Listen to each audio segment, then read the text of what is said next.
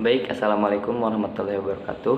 Perkenalkan, nama saya Ginanjar Rohmat dari tingkat 3A Keperawatan Poltekkes Kemenkes Tasikmalaya. Nah, di sini saya akan membuat video yaitu untuk memenuhi salah satu tugas mata kuliah promosi kesehatan. Di sini saya ditugaskan untuk Penkes, yaitu penggunaan air bersih. Sebelum ke dialog ataupun percakapan tanya jawab kepada individu, saya di sini akan menjelaskan SAP-nya terlebih dahulu. Yang pertama yaitu judulnya, yaitu kesehatan lingkungan, dan untuk pokok bahasannya yaitu penggunaan air bersih. Kemudian untuk sasarannya individu. Nah, saya di sini kepada kepala anggota keluarga Tuan M. Untuk medianya yaitu leaflet, metodenya ceramah ataupun tanya jawab, dan untuk waktunya jam 11 sampai jam 12 yaitu 60 menit, tempatnya di rumah Tuan M. Untuk tujuan umumnya yaitu setelah mengikuti pembelajaran tentang penggunaan air bersih, Tuan M dapat memahami cara penggunaan air bersih untuk kebutuhan sehari-hari dalam keluarga dengan baik.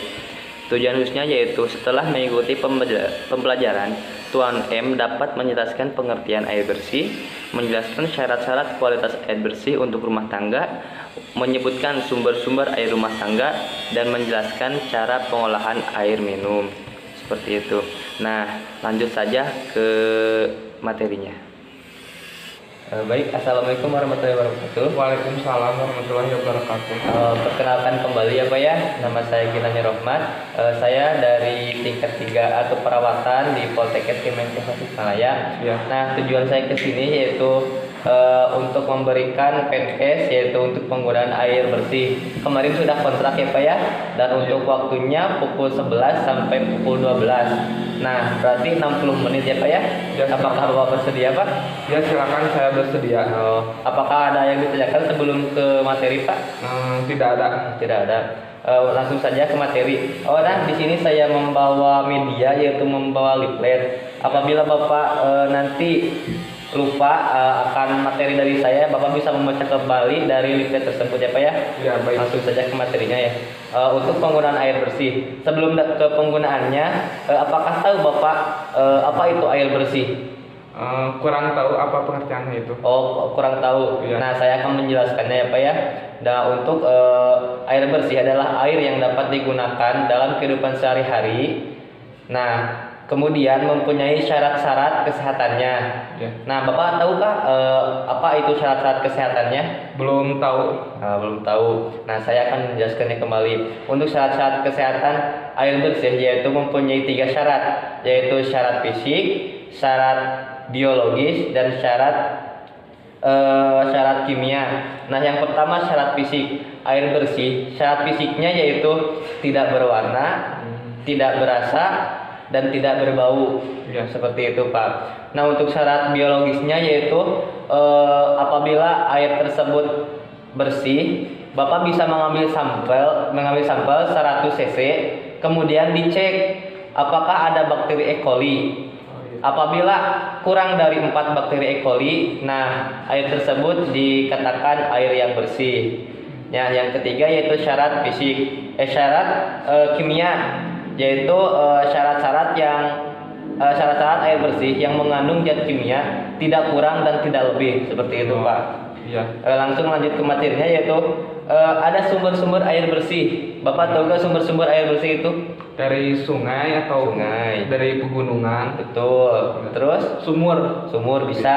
Terus Udah Pak, segitu. ada lagi Pak, air hujan. Oh iya. Seperti itu. Air hujan juga merupakan air bersih apabila tidak terkontaminasi dengan kotoran. Oh, iya. Nah, seperti yang tadi Bapak sampaikan, air sumur juga bisa.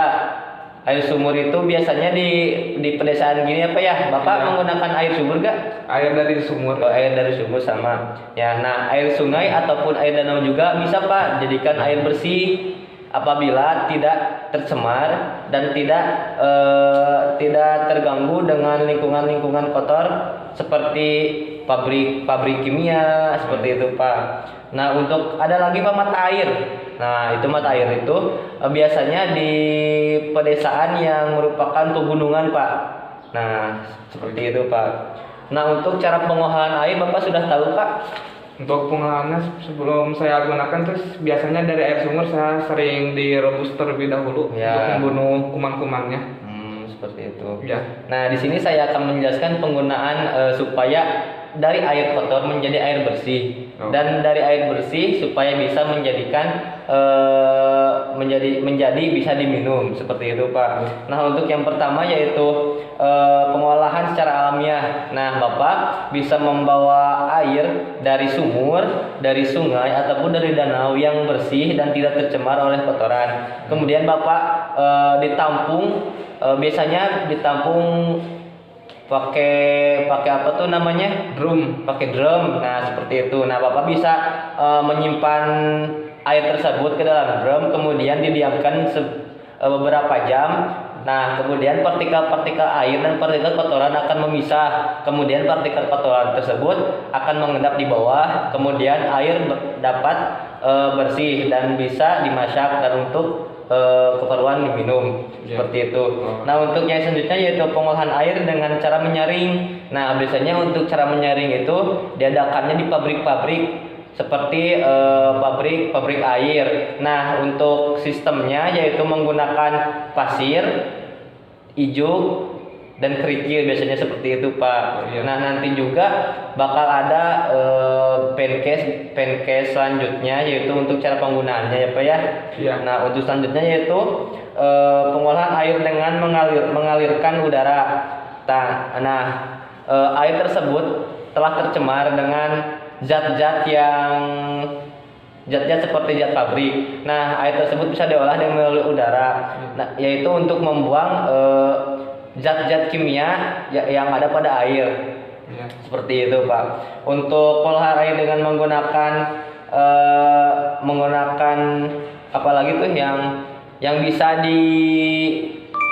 direbus. Nah, bisa dari zat kotor bisa direbus kemudian diendapkan kembali seperti itu, Pak. Ya. Untuk yang selanjutnya yaitu pengolahan mata air. Nah, biasanya di pegunungan ya. Untuk penduduk di pegunungan menggunakan mata air biasanya masyarakat menggunakan pipa kemudian dialirkan ke rumahnya masing-masing. Oh, iya. Dan ada juga penduduk yang langsung berangkat untuk mencari mata air tersebut.